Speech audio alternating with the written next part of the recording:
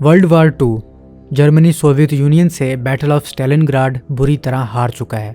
ये जंग world war 2 का सबसे अहम मोड़ था और सबसे खूनरेज जंग भी। नाजी जर्मनी और इसके इत्तेहादी सोवियत यूनियन यानी कि रूस से स्टालिनग्राड शहर को छीनना चाहते थे, पर ऐसा नहीं कर पाए। 5 महीनों पर मुश्तमिल इस जंग में 12 से 15 लाख लोग मारे गए।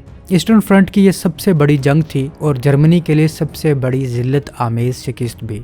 हिटलर अपनी शिकस्त का बदला लेने के लिए, ईस्टर्न फ्रंट पर बढ़तरी हासिल करने के लिए और अपने इत्तेहादियों को अपनी ताकत दिखाने के लिए सोवियत यूनियन पर अब एक और खौफनाक हमला करना चाहता था। और ये जर्मनी के लिए ईस्टर्न फ्रंट पर बढ़तरी हासिल करने के लिए लास्ट चांस था।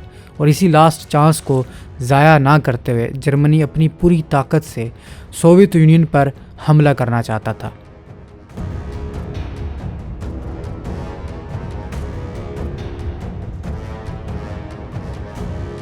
स्टालिनग्राड को हासिल करने के लिए जर्मनी ने इनिशियली 2,70,000 फौजियों, 3,000 आर्टिलरी पीसेस, 500 टैंक्स और 600 एयरक्राफ्ट से हमला किया था, लेकिन अब तकरीबन 8 लाख फौजियों, 3,000 टैंक, 10,000 गन्स और मार्टर्स और 2,000 एयरक्राफ्ट से अटैक करने का इरादा रखता था। और इस इतनी बड़ी कुव्वत के साथ जर्मनी अपने ब्लिट्जक्रीग स्ट्रैटेजी से हमला करना चाहता था। ब्लिट्जक्रीग जर्मनी की एक हाईली इफेक्टिव और ऑफेंसिव स्ट्रैटेजी थी। इस स्ट्रैटेजी में जर्मनी इंतहाई तेज़ी से सरप्राइज अटैक करता था और अपनी तमाम फोर्सेस यानी कि tanks, bombers, fighter jets, infantry, artillery को एक साथ लेकर दुश्मन के मेन पॉइंट पर एक ही दफ़ा इतना डीपली और ज़बरदस्त अटैक करता था कि दुश्मन को संभलने का मौका ही नहीं मिलता था। हिटलर सोवियत यूनियन के साथ अब यही करने वाला था, जिसके लिए जर्मनी ने सबसे पहले ऑपरेशन सिटाडेल शुरू किया।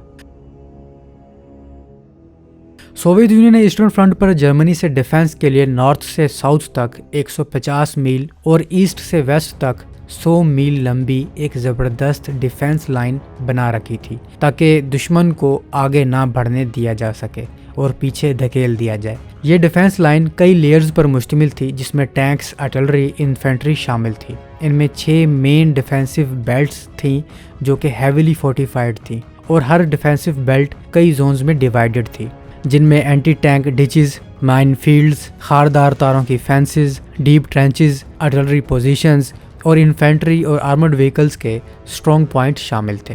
इस डिफेंसिव लाइन को तोड़ना आसान नहीं था, लेकिन अगर जर्मनी से तोड़ लेता है तो जर्मनी के पास सबसे पहला टैक्टिकल एडवांटेज रेलवे और रोड था, जिन पर जर्मनी कब्जा करके मजीद आगे बढ़ सकता था। इस लाइन को तोड़ने के बाद सबसे पहले रूस का शहर कुर्स्क जर्मनी के हाथ में आ जाता और फिर यहाँ से मॉस्को भी दूर नहीं था। स्टालिनग्राड पर शिकस्त के बाद जर्मनी को एक विक्ट्री की अशद ज़रूरत थी, ताकि इसके फौजियों का मोराल अप हो और जर्मनी अपनी ताकत दिखा सके। कुर्स्क सैलिएंट को तोड़ना जर्मनी के लिए बेहतरीन मौका भी था। जर्मनी ने ऑपरेशन सिटाडेल की तैयारियां खामोशी से शुरू कर दी। दूसरी तरफ ये थोड़ी देर की खामोशी सोवियत यूनियन को शक में डाल रही थी कि कुछ बड़ा होने वाला है। जर्मनी ने यह हमला 3 मई 1943 को करना था, लेकिन हिटलर ने इसमें डिले कर दिया, क्योंकि हिटलर इंतज़ार में था अच्छे मौसम के और अपने नए state of the art tanks panther और टाइगर के, कि इन नए टैंक्स के साथ रूस पर हमला किया जाए, जिनका कभी फील्ड टेस्ट भी नहीं किया गया था और डायरेक्ट शामिल किए गए। हिटलर के इस डिले का रूस ने फ़ायदा उठाया। रूस ने कुर्स्क के नज़दीक अपने डिफेंसिव जोन्स को मज़ीद मजबूत किया, टैंक्स ट्रैप बछाए, खारदार तारें मज़ीद बछाईं, 10 लाख के करीब एंटी टैंक और एंटी पर्सनल माइंस बछाईं। सिविलियंस की मदद लेते हुए लंबी लंबी ट्रेंचेस खोदी गईं, जो कि तकरीबन 2500 माइल्स पर मुश्तमिल हैं। जर्मनी की ब्लिट्जक्रीग स्ट्रैटेजी की कामयाबी डिपेंड ही इसी बात पर करती थी कि ये एक सरप्राइज अटैक होता था और दुश्मन इस सरप्राइज अटैक से संभल नहीं पाता था। लेकिन ऑपरेशन सिटाडेल के डिले की वजह से ये एडवांटेज जर्मनी ने खो दिया था और रूस को यकीन हो गया था कि इन पर एक ज़बरदस्त अटैक होने वाला है, क्योंकि ब्रिटिश इंटेलिजेंस ने जर्मनी का एक सीक्रेट कोड क्रैक कर लिया था, जिसमें जर्मनी के रूस पर हमले की तैयारियों के हवाले से जिक्र था। इस इंफॉर्मेशन को ब्रिटिश इंटेलिजेंस ने रूस के साथ शेयर किया और रूस ने अपनी दफा की मुकम्मल तैयारी करके इस हमले के इंतज़ार में बैठा था। तो जहां जर्मनी 7,80,000 فوجیوں کے ساتھ روس پر حملہ کرنے کا سوچ رہا تھا، وہیں روس 19 لاکھ مینز کے ساتھ انتظار میں بیٹھا تھا، جن میں 14 لاکھ ایکچوئل کامبیٹ سولجر تھے۔ انیشلی جرمنی اس حملے میں تقریباً 3,000 ٹینکس استعمال کرنے والا تھا، جبکہ روس 5,000 ٹینکس کے ساتھ تیاری کر کے بیٹھا ہوا تھا۔ جرمنی کے 9,000 گنز اور مارٹرز کے مقابلے میں روس کے پاس 25,000 گنز اور مارٹرز تھے، اور یہ ابھی صرف شروعات تھی۔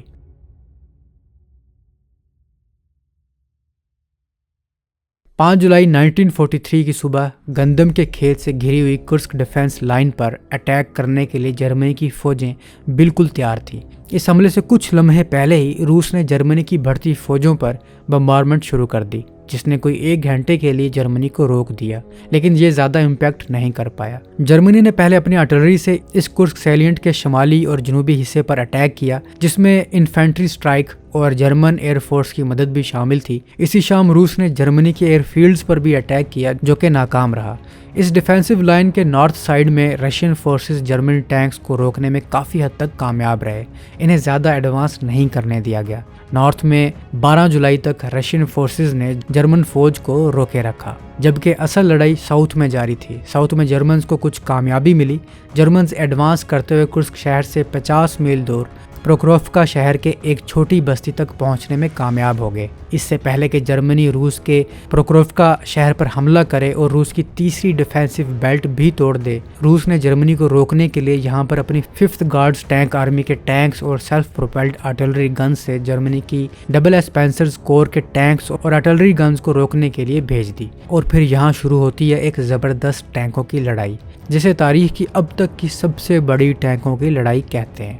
بیٹل آف پروکروفکا میں رشین آرمی کو بڑا نقصان ہوا، لیکن اس کے باوجود انہوں نے جرمنی کو اپنی 3rd ڈیفینسو لائن بریچ کرنے سے اور پروکروفکا شہر کو کیپچر ہونے سے بچائے رکھا۔ 10 جولائی ایلائڈ فورسز سسلی کے ساحل پر لینڈ کر چکی تھی، جس نے ہٹلر کو مجبور کیا کہ وہ آپریشن سٹاڈل ختم کرے اور اپنی پینسرز ڈویژنز کو اٹلی میں موجود ایلائڈ فورسز سے لڑنے کے لیے بھیجے۔ لیکن اس آپریشن کو ختم کرنے سے پہلے جرمنز نے ایک اور چھوٹا آفینسو آپریشن روس کے خلاف شروع کیا، جو کہ آپریشن رونلڈ کے نام سے تھا، لیکن یہ بھی کچھ خاص کامیابی حاصل نہ کر سکا۔ اس سے پہلے کہ جرمنز یہاں سے موو کرتے، رشینز نے اب کاؤنٹر آفینسو آپریشن شروع کیا اور جرمنز کو پیچھے دھکیلنا شروع کر دیا، اور مارتے مارتے جرمنز کو واپس اسی پوائنٹ پر لے آئے جہاں سے یہ آپریشن سٹاڈل شروع کیا گیا تھا۔ روس بیٹل آف کرسک جیت چکا تھا اور ہٹلر کا روس فتح کرنے کا خواب ہی رہا۔ جرمنی ریڈ آرمی کی فورٹیفیکیشن کو نہ توڑ سکا، لیکن روس کو اس جنگ کو جیتنے کے لیے بہت بھاری نقصان اٹھانا پڑا۔ روس یہ جنگ جیت تو چکا تھا کیونکہ یہ اپنا دفاع کرنے میں کامیاب رہا تھا، لیکن اس جنگ میں اس کا نقصان جرمنی سے کہیں زیادہ ہوا تھا۔ اس جنگ میں روس کی 8 لاکھ کیجوالٹیز ہوئی تھی، جبکہ جرمنی کی 2 لاکھ۔ صرف آپریشن سٹاڈل میں روس کے 1,70,000 فوجی مارے گئے، جبکہ جرمنی کے صرف 50,000۔ جبکہ پوری بیٹل آف کرسک میں روس کے 2.5 لاکھ لوگ مارے گئے اور 6 لاکھ زخمی ہوئے، جبکہ جرمنی کے 1,60,000 مارے گئے۔ روس کے 6,000 ٹینکس اور گنز تباہ ہوئیں، جبکہ جرمنی کی 2,900 گنز اور ٹینکس تباہ ہوئے۔ اس جنگ میں روس کے 2,000 ایئرکرافٹ تباہ ہوئے، جبکہ جرمنی کے صرف 680۔ تو اس جنگ میں روس کی تباہی کہیں زیادہ ہوئی، اور اس کی وجہ یہ تھی کہ روس ڈیفینسو پوزیشن میں رہا ہے، اور جرمنی کا جو تھوڑا بہت نقصان کر پایا تھا وہ بھی اس وقت کیا تھا جب اینڈ پر جرمنی واپس جانے کا سوچ رہا تھا اور روس نے آفینسو آپریشن شروع کیا، ورنہ جرمنی کا اس سے بھی تھوڑا نقصان ہوتا۔ تو اب تک کے لیے اتنا ہی، امید ہے آپ کے نالج میں اضافہ ہوا ہوگا۔ ملتا ہوں ایک نئی اور دلچسپ ویڈیو کے ساتھ، تب تک کے لیے اپنے ہوسٹ بلال کو اجازت دیجیے۔